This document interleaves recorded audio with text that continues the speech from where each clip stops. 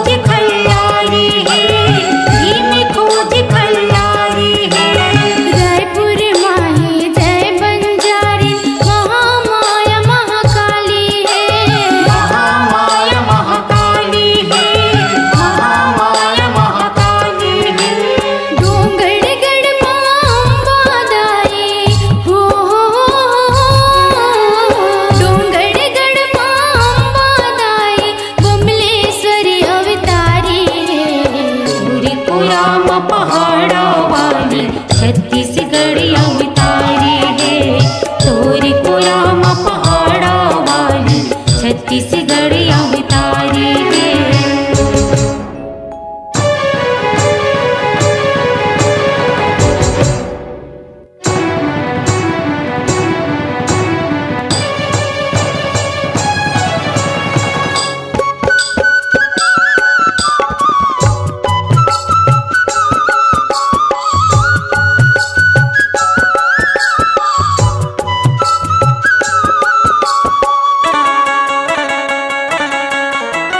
मणिदीप के रगत दंतिका छत्तीसगढ़ माए हवे, छत्तीसगढ़ माए हवे, छत्तीसगढ़ माए हवे।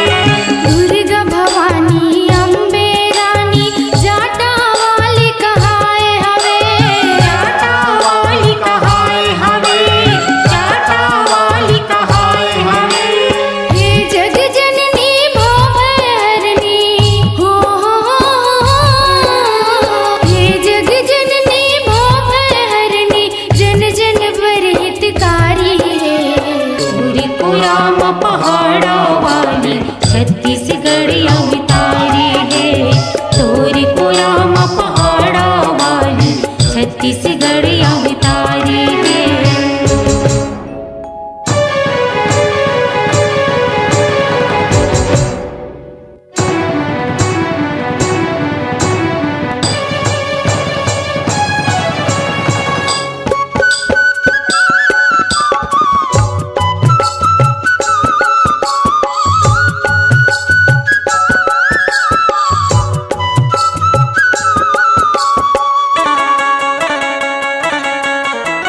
बस्तर के बस्तर हिन दाई बारा हावर तेलिन सकती है, भावर तेलिन सकती है, भावर तेलिन सकती है।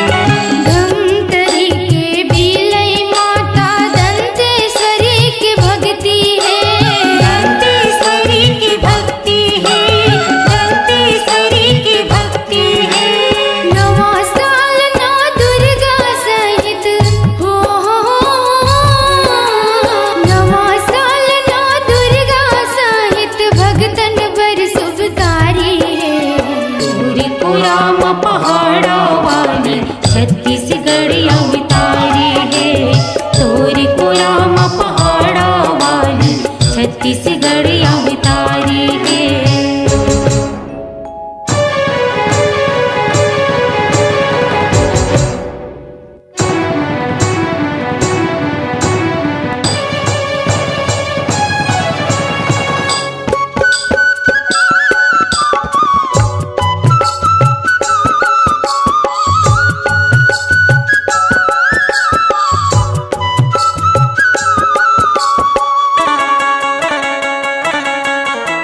छत्तीसगढ़ के